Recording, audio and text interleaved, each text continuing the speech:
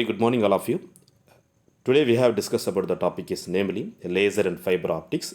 And before I'm going to the session, let me introduce about myself. I'm Dr. R. Ravichandran, Assistant Professor at Department of Physics, Erode Singundar Engineering College, Autonomous, Perundurai, Erode.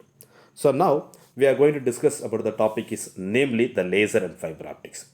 So students, after studying this laser and fiber optics, the students will be able to understand the concept of spontaneous emission, stimulated emission, and population inversion, and to comprehend the principle of operation and construction of a helium-neon laser or carbon dioxide laser and some other lasers. And to realize the principle of operation and structure of semiconductor laser, to illustrate the important industrial and medical applications of laser, and last but not least, to explain the important aspects of holography and its some other applications. So, so before going to the laser, what is it? What is light? What does it mean the light? So light is the kind of energy released by an atom. Light is made up of very small particles called as photons. You can see that the animation picture, the ordinary light and laser bulb, and the deciding factor is nothing but monochromaticity and coherence. So already we know that the light is a kind of energy released by an atom. The light is made up of very small particles called photons. So atoms are basic units of matter. Each atom consists of nucleus and a set of electrons orbiting the nucleus. So the nucleus is formed as a result of strong nuclear force between the protons, neutrons, and protons have positive charges, so they are referred as the positively charged particles. The neutrons do not have charge, so they are referred as the neutral particles. So now we are going to discuss what is meant by the light and introduction of laser, properties of laser, principle of laser, and population inversion and pumping action, and some other basic components of laser. So you can see that this animation picture, the directivity, the light waves travels in the straight line. So the honor light is some other many different wavelengths, the monochromaticity and coherence are, it is not peak. So comparatively the laser beam, you can see that the picture, the single wavelength, the peaks and throws the align. So the red color animation picture shows on the coherent laser light, and second one is incoherent light. So what is laser? So light amplification simulated by the emission of radiations, already we know that. So I'll give you some introduction about the laser, the fact that light travels in a straight line and a transition of energy takes place LED to the thought of creating order in disorder. So particles or molecules, if we consider the particles or molecules present in ordinary light have random motion. Although the expression of the light is primarily due to the atom being de-excited. So you can see that the animation picture, the sunlight and other lights are the green color indicate, the laser beams are red color indicate. So already we know that the sine wave is when we applying in the input, the output is it will get this that much of amount is output. So the properties of laser is having some important properties of laser light. It is high directionality and it is high intensity and extraordinary monochromaticity and high degree of coherence. So the directionality, you consider the animation picture, the laser source, it's moving from the one point to another point. The divergence or angular spread is nothing but R2 minus R1 divided by T2 minus D1 in the degree. So the example of cinema theater, and the intensity is the small region. Okay, the laser, you can see that the picture, the laser source, it's moving from the one point to another point. The narrow beam is moving the high density regions, and monochromaticity is nothing but you can see that the animation picture and simultaneously the graph, the ordinary light is peak is slightly decreased and laser light beam is sharply increased. Okay. In addition to that, the coherence, the predictable correction of amplitude and pace at any one point with the in either point is called coherence. Coherence is nothing but the same one or otherwise a symmetrical one. And it has been classified the two types of coherence, namely the temporal coherence and spatial coherence. Already we know that. So the difference between the ordinary light and the laser beam. So the ordinary lights they are no directions. Already we have discussed in the previous slides, and the laser beams, they are highly directional. So already we have discussed in the that the deciding factors is monochromaticity and the coherence factor. So likewise, the ordinary light is intensity is very small and intensity is high. And moreover, the ordinary light is angular speed is more and angular speed is very less. And ordinary light is it is not coherent beam, and laser beam is it is a coherent beam. And the example of sunlight, mercury, and vapor lamp, and so on. So here itself the laser beams are carbon dioxide laser and helium laser because the radiation monochromatic comparatively the ordinary light because the radiations are polychromatic. So now we are going to discuss the basic components of laser. To consider the atomic system, already we have discussed in the what is meant by light topic. So consider the atomic system having two levels of energy E1 and E2 respectively, that E2 is greater than E1. So let N1 be the N2 be the number of atoms per unit volume present in the energy levels. The ground level is E1 and excited level is E2 respectively. So you can see that the animation pictures the absorption, spontaneous emission, and stimulated emissions. And when we applying the light photons in the atom, so obviously it's moving from ground level to excited level. So that is nothing but the absorption. Next, I'll give you a absorption. The absorption or incoming the photon excites the atomic system from a low energy state to high energy state. It occurs when a photon strikes an atom with just exactly the proper energy to induce the electronic transition between the energy state. This is nothing but absorption in general absorption, not stimulated absorption. And you can see that the picture, the before the absorption, the photons are ground level is present. So when we are applying in the photons, so obviously it's moving from the ground level to exit level. So that is nothing but absorption. Okay. So when an atom is exposed to the light photons of energy h nu, three distinct processes takes place. They are stimulated absorption, spontaneous emission, stimulated emission.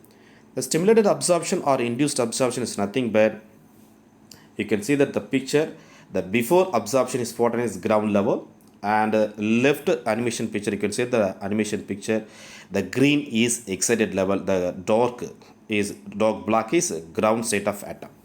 So the before absorption is the E equal to E2 minus E1 equal to h nu. So when we applying in the externally the photon, so obviously the atom is gradually increased in the ground level to exit level.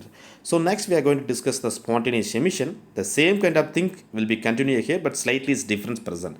So the spontaneous emission is the photon emission occurs the random direction and yields a spectral output with a fairly wide band. So you can see that the picture, the excited level atom is present in the E2, I mean the excited level. So is automatically or spontaneously emitted from the ground level. So it gives the one photon E equal to E2 minus E1 equal to h nu. So the spontaneous emission, it takes place when electron in a higher energy level drops down to a lower energy level and the photon is emitted with an energy equal to the energy difference between two levels. So you can see the picture, the before atom is excited state and during the process and after the emission, you can see the animation picture. So the stimulated emission is nothing but conduction band, electron will be induced to drop into the valence band, contributing a photon whose waves in the phase with the radiation field. You can see the animation picture when we are applying in the photon is obviously the E2 level, I mean the excited level is gradually decreased and it's come from the downward. So in this process, downward process. So stimulated emission. So the stimulated emission is, it takes place when a photon with the high energy equal to the energy difference between the two levels interacts with the electron in the high energy level. So you can see that the picture, the ground level is E1 and excited level is E2. So the before the emission is the instant photon, when we are applying the instant photon during the emission is second one picture. Obviously it's moved from the downward force and after the emission it's stable on the atom in the ground state. So in this nothing but stimulated emission. So now we are going to discuss the comparison of spontaneous emission and stimulated emission. So we have discussed in the many more times in the spontaneous emission and the stimulated emission. So when an atom is excited state, E2 goes to the ground state, E1 by the spontaneously emitted by a photon of frequency V equal to E2 minus E1 divided by HU. So in this process is called spontaneous emission because is ultimately come from the excited to ground level atoms. So here the stimulated emission when an atom in an excited state E2 interacts with an instant photon of frequency V and that is induced to move the ground state E1 by the emitting a photon same frequency V, the process is called stimulated emission. So next, the emitted photons can move in any random direction, but stimulated emission is the photon travels in the same direction in which the instant photon is moving. So the photons emitted from the various atoms have no phase relationship between themselves. But comparatively the stimulated emission is the two photons are phased with the same each other. And fourth one is the radiation give out by such a source will be incoherence. So already we have discussed in the light source. So the deciding factor is monochromaticity as well as the what? As well as the coherence. But the same kind of things will be continued here. The radiation given out by the such sources will be highly intense in addition to that monochromaticity and coherent. So the transition of probability for this emission depends only two energy states. Already we know that the E1 state and E2 states. And the transition probability for this emission depends upon the one is number of atoms excited state and energy density of the instant radiation. So energy density is nothing but Q and excited level is E2 and the number of atoms is N2. So the sixth point is emission of light photons takes place immediately without any inducement during the transition of atoms from high energy level to low energy level. And the stimulated emission is the emission of light photons is induced by the atom having energy equal to the emitted photon energy. So seventh point is this one is the polychromatic radiations having many wavelengths, and here its stimulated emission is monochromatic radiations having single wavelengths. Then only we can get the output, much more output comparatively with the spontaneous emission. So the eighth one is the low intense and the stimulated emission is high intense and less directionally having more angular spread during the propagation. For example, light from the sodium or mercury vapor lamp, and the stimulated emission is high directionality and less angular spread is during the propagation. Example of light from the laser source. So now we are going to discuss the introduction about the laser. So lasers we don't go with the in-depthly, but I want to share something about our beloved topic, the laser and fiber optics. So lasers have truly been one of the greatest inventions of 20th century. They have been found a variety of uses in electronics, computer hardware, medicine, industry, military and experimental science. And in 1917, the Albert Einstein first theorized about the process which makes the laser possible called stimulated emission.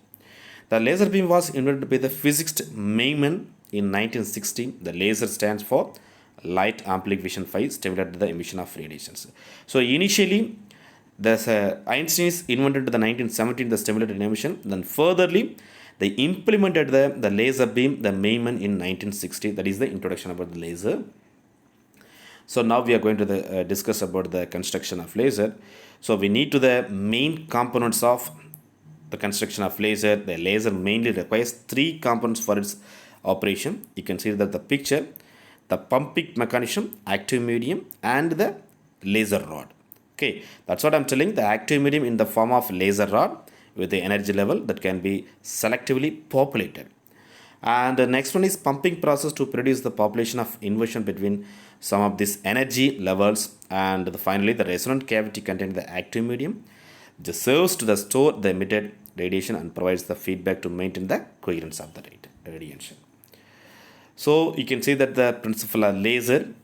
So the laser is photon light bundle with the proper energy is sent to the excited atom. The atom falls into the lower energy atoms. You can see that the picture, and it is perfectly identical to the first one. Okay, so comparatively the next one, the laser is the laser excited the atoms, and between the two mirrors, the first photon is stimulation, an atom which emits the second photon And so in this and its direction, this is how laser works. Okay, so next we are going to discuss the population inversion. So we need to understand the three different definition. So first we need to understand the population inversion, second one is normal population and inversion population. Okay, you can see that the picture, the level 1 is E1 and N1, and next one is E2 N2, and next one is E3 N3. These are all the population inversion establishment. So in this situation, which number of atoms in the higher energy state is greater than the lower energy state is called population inversion. Usually the number of atoms N2, the population atoms in the higher energy state, is much less than the population of atoms in the lower energy state. That is N1 is greater than N2. That is normal population. You can see that the picture, the electron population inversion. So next we are going to discuss the phenomena of making N2 is greater than N1. That is nothing but the number of atoms N2 high energy state is more than that the number of atoms N1 in the low energy state is called the population inversion or inverted population. So very important one, the laser process, the population inversion, because it's moving from the one point to another point. So you can see that the picture, the normal population and the inversion population. So E2 is much more atoms is present, but gradually inverted population is directly proportional to the E1 is directly proportional to the E2. So there are some conditions to achieve the population inversion. There must be a pair of energy levels E2 is greater than E1 separated by the desired radiation, and there must be a source to supply energy to the active medium. The atoms must be raised to conduce to the excited state. These are all the very, very important condition to achieve the population, because we need to the conversation. So next we are going to discuss one of the basic component of pumping action. Okay, so without pumping action we can't do anything in the laser sources. So in this process by which achieving the population inversion in a medium is known as pumping action. So commonly used methods for pumping action, so the optical pumping, electrical discharge method, direct conversion, and inelastic collision between atoms, and chemical method. These are all the pumping mechanism. So the optical pumping is nothing but excited by a photon. Already we know that in this method is called optical pumping and used to the solid state data, because already we have discussed in the first chapter the absorption. When we are applying the light photons, it's moving from the ground level to excited level, so that Hν equal to E2 minus E1. That is one of the best example of optical pumping, because in this optical pumping excitation by the photons. Okay, and in addition to that, and used to the solid state laser. So electrical discharge method, excitation by the electrons. So you can see that the picture A plus E is the electron, and it gives the A star plus E1, because where A is the gas atom at the ground state and E is the electron with the kinetic energy, and A star is the same gas atom in the excited state, and E1 is the same electron with the laser energy. These are all the pumping mechanism. And in addition to that, the direct conversion is nothing but electrical energy is converted to the light energy. The best example is semiconductor laser. Okay, so in elastic collision, what is mean the elastic? What is mean with the collision? Collision is something to fight. Okay, if you consider the A1 is a particle and A2 is the particle is collide. So the inelastic collision is nothing but after the when we are applying the external force, it does not regain its original shape and size. That is the inelastic collision. Okay, so you can see the picture E1, atom A, atom B. So when we applying in the colloidal between the two atoms, then A atoms higher than the state collide with the B atoms in the lower state, so that A star B plus B and A plus B star, this type of transition called resonant energy transfer or inelastic collision. So next, the chemical reaction. Already we know that H2 star F2, it gives the 2HF star. So the basic components of laser already discussed in the construction of laser session. The laser has three important basic components, namely active medium, pumping system, and optical resonator. So what is meant by the active medium? The active medium is population inversion takes place, and pumping system is a device. By using the device, population inversion can be achieved by the active material, and optical resonator, the pair of reflection by which one of fully reflecting and the other partially reflected forms an optical resonator. So the Einstein coefficient A and B, the derivation is very important in the laser and fiber optics unit number 3. If you consider the assembly of atoms with a different energy state, the absolute temperature T, when light radiation incident on these atoms, 3 different process takes place. They are stimulated absorption, stimulated emission, stimulated spontaneous emission, stimulated emissions. So already we have discussed, we don't go with the in-depthly, but here itself what we are going to understand, the rate of stimulated absorption is directly proportional to the number of atom and energy state E1 and addition to that energy density Q. The incident radiation, the number of photon incident per unit area per time is, you can say that the first equation in NAB is directly proportional to N1Q. So we need to the proportionally constant, therefore the number of stimulated emission absorption transition occurring per unit of time is given by NAB is equal to B12 N1Q. So B12 is nothing but proportionally constant. So the process is upward process. The atoms exceed the state return to the lower energy state E1 by emitting the photon energy h nu in 2 ways. The one is spontaneous emission, other one is stimulated emission. So spontaneous emission is already we know that the atoms exceed to the E2 return to the lower energy state E1 by emitting the photon energy h nu without influence of any external agency. The emission of light radiation is known as spontaneous emission. So as per we discussed, the rate of spontaneous emission is directly proportional to the number of atoms in the excited energy state. The NSP is directly proportional to N2. So already we know that the proportionally constant, the number of transitions per second is given by NSP is equal to A21 N2, and here A21 is proportionally constant, and in this process downward transition. So the same kind of things, the stimulated emission is it is light photon incident in the atom energy state. The photon triggers the excited atoms to make the transition to the low energies E1 along the emission of photons. This kind of emission of light radiation is stimulated emission. So the rate of transition is directly proportional to the N2, number of atoms N2 with the density. So the number of transition per second NST is equal to B21, N2 is Q, and N2 is the number of atoms present at the excited level, and Q is the energy density, and B21 is the proportionally constant. So in this process is also downward process. So already we have discussed in the stimulated absorption and spontaneous emission and stimulated emission. So finally the stimulated emission, it will get the 2 photons, so that the proportionally constant A12, B12 and B21 are known as Einstein coefficient A and B. So under the equilibrium condition, NSP plus NST, stimulated emission is equal to the absorption, stimulated emission. So substitute the equation 1 and 2 and 3 in equation number 4, it will get the equation number 5. So after the rearranging the equation, it will get the Q, and Q is the A21 N2, B21 N1 and B21 N2. So dividing by the B21 N2, because we need to the some calculations reduction.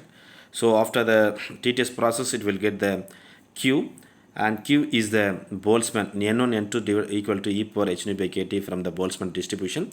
In addition to the Planck's radiation, Q equal to 8 pi h nu hv cube divided by c cube and 1 by e power h nu divided by kt minus 1. So after the TTS calculation, the B12 minus B21, the Einstein coefficients are termed as A and B coefficients. So next we are going to discuss the semiconductor laser.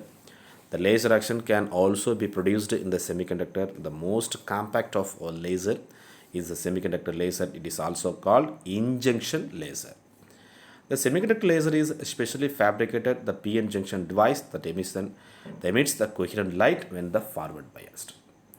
So semiconductor laser is nothing but the laser in which semiconductor serves as a photon, the most common semiconductor material that has been used in lasers and gallium arsenide. So Einstein photoelectric theory states that states that light should be understood that discrete lumps of energy photons, and it takes only a single photon with the high enough energy to knock an electron loose from the atom is bound to. And the stimulated and organized photon emission occurs when two electrons with the same energy and phase made, the two photons leave with the same frequency in the directions. Okay, that is the diode laser or semiconductor lasers. So we need to understand the before enter the semiconductor laser p-type semiconductor and n-type semiconductor. So simply we can say that the p-type is nothing but the imbalance in which there is hole for electron but there is no electron available. So if we consider the gallium arsenide compound, the gallium atoms has 3 electrons in the outermost shell, and the arsenic is atom has 5. So when a trace of impurity elements with the 2 other electrons such as zinc is added to the crystal, so finally the result is shortage of 1 electron from one pair of the pairs. So that's what I'm telling. It's created by the hole for an electron but there is no electron available. This is form is nothing but p-type semiconductor. And next we are going to discuss the n-type semiconductor. When a trace of impurity element with 6 outer electrons such as selenium is added to the crystal, and it provides the additional electron which not needed for the bonding, These electron can be free, move, and thus provides the mechanism of electrical and conductivity. This type of called is n-type, but p-type is it's created by the hole, and here itself it is created by the electron. So next we are going to discuss the types of semiconductor laser, the homojunction laser. And homojunction means that p-n junction formed by a single crystal material. For example, gallium arsenide is a single crystal material, not a polycrystal material. And the heterojunction laser is nothing but the junction that has one material, one on one side on the different material, and the other side is, it is also called modern laser. Example of gallium, aluminum, and arsenide. Okay, so the homojunction is single crystal material, but the heterojunction is polycrystalline material. So the homojunction laser is, you can see that the picture, the upper electrode and lower electrode, and the p-n junction, that is the, it gives the forward biased and metal content, p-type and p region and n region, and it gives the distance between the 1 mm distance, the lower electrode, and this is the construction and energy level diagram. On second picture, you can see that the second picture, the electron energy and free electrons. So the conduction part, which means the mutual sharing.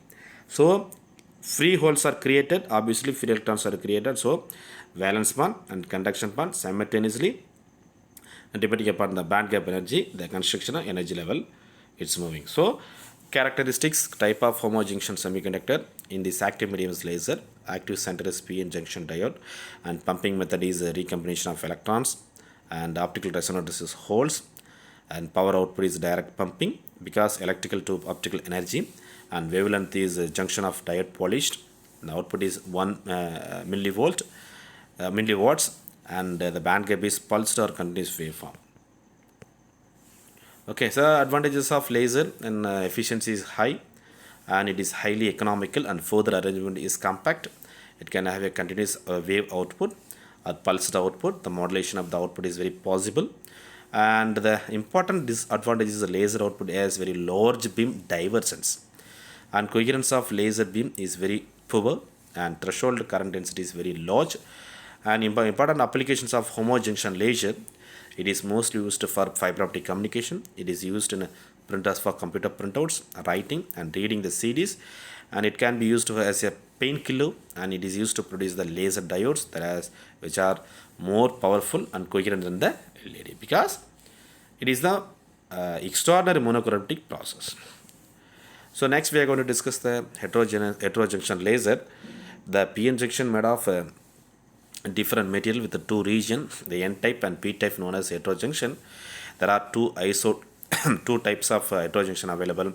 The one is isotroph heterojunction, and next one is anisotroph heterojunction. So what is meant by the isotroph heterojunction? Made of two different materials having same type of conductivity, that is isotroph heterojunction.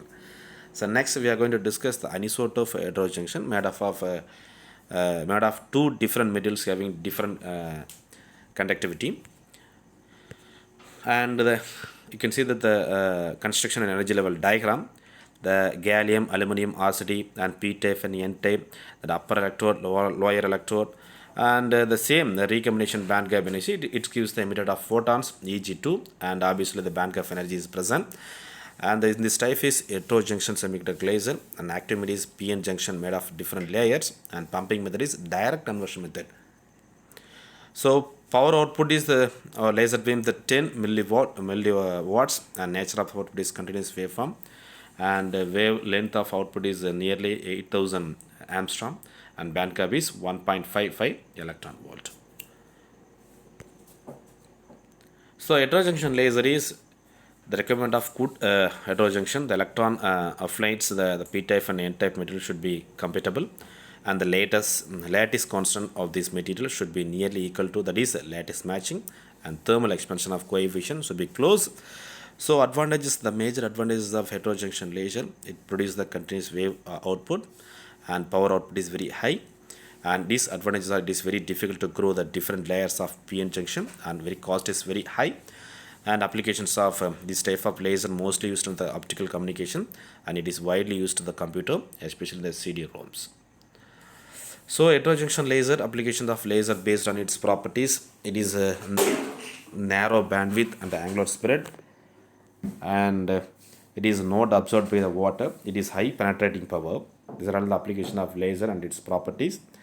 And the directionality, it is useful for protection of laser gun and laser torches. It is used to micro and bloodless operation, and it is further used in the laser printing and the computer storage devices. And high intensities is, because of its high intensities, high directionally, they are very useful in endoscopic application in the medical field.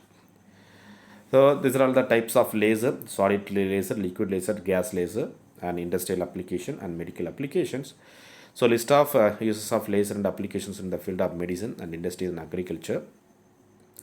So intense heat produced in the small area by a laser beam is also used for welding and matching the metals, and for drilling tiny holes in the hot materials. The precise straightness of laser beam is also useful to the surveys for lining of equipment, especially in the inaccessible location. And the products like Blu-ray, DVD players, and laser technology to read the information from the disk, and barcode, some of the scanners relay, and the laser for information something. And it is potential energy source for induced the fusion reaction, and it can be used for telecommunication along the optical fibers. And laser beam can be used to generate the three-dimensional images of objects in the process called holography.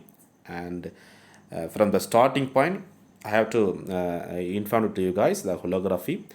The laser beam is used to the drill and small holes in the hot materials. It is used for the welding electronic circuits, and also it is used to induce the nuclear fission reaction, and it is used for the produce the three-dimensional images and range finder, and the purpose of photography recording of the output of the computer, and used to develop the hidden fingerprints.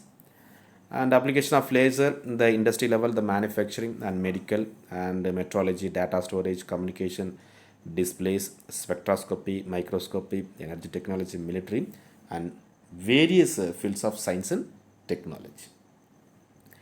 So you can see the picture, the welding and cutting metal. The lasers are widely used in the manufacturing industry, for example for cutting, drilling, welding, and gladding, soldering, and for example the brazing, soldering, the hardening, nablating, surface treatment, marketing, encouraging the various fields. Laser widely used in the manufacturing industry. And in addition to the medical, the laser beams are used as a surgical tool for welding the detached retinas in our iPods. And the narrow intense beam of laser can be used in the destroyed tissue and localized area.